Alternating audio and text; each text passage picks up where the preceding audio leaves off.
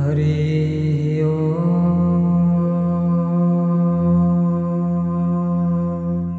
वक्रतुण्डमहाकाय सूर्यकोटिसमप्रभा निर्विघ्नं कुरु मे देव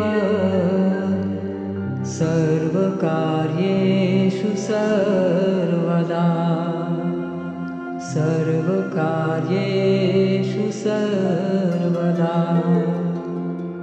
गजाननं भूतगणाधिसेवितं कपित्थजम्बूफलचारुभक्षणम् उमासुतं शोकविनाशकारकं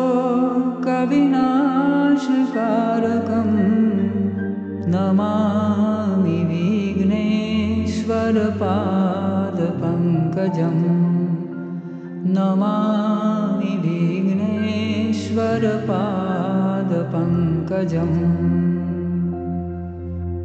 विघ्नेश्वराय वरदाय सुरप्रियाय लम्बोदराय सकलाय जगद्धिताय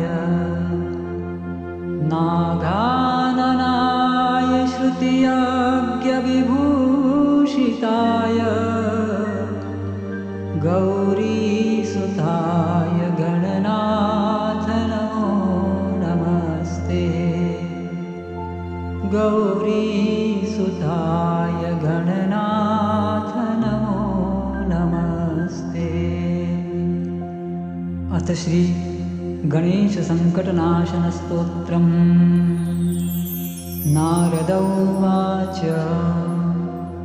प्रणम्य शिरसा देवं गौरीपुत्रं विनायकं भक्तावासं स्मरे नित्यम् आयुः कामार्थसिद्धये।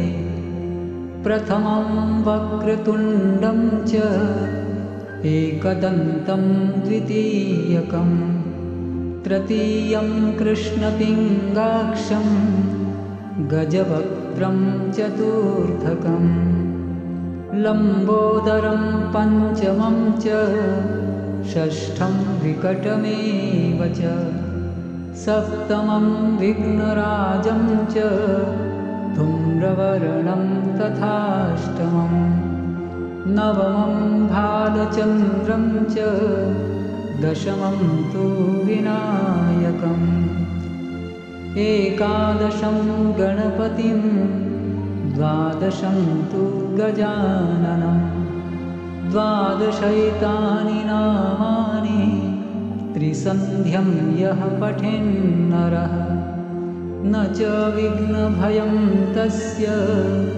सर्वसिद्धिकरं प्रभो। विद्यार्थी लभते विद्यां धनार्थी लभते धनं पुत्रार्थी लभते पुत्रान् मोक्षार्थी लभते गतिं। जपेत् गणपतिस्तोत्रं षड्भिर्मासैः फलं लभे संवत्सरेण सिद्धिं च लभते नात्र संशयः। अष्टेभ्यो ब्राह्मणेभ्यश्च लिखित्वा यः समर्पये तस्य विद्या भवेत् सर्वा गणेशस्य प्रसादतः गणेशस्य प्रसादतः। इति श्रीनारदपुराणे सङ्कटनाशननाम गणेशद्वादशनामस्तोत्रं सम्पूर्णम्।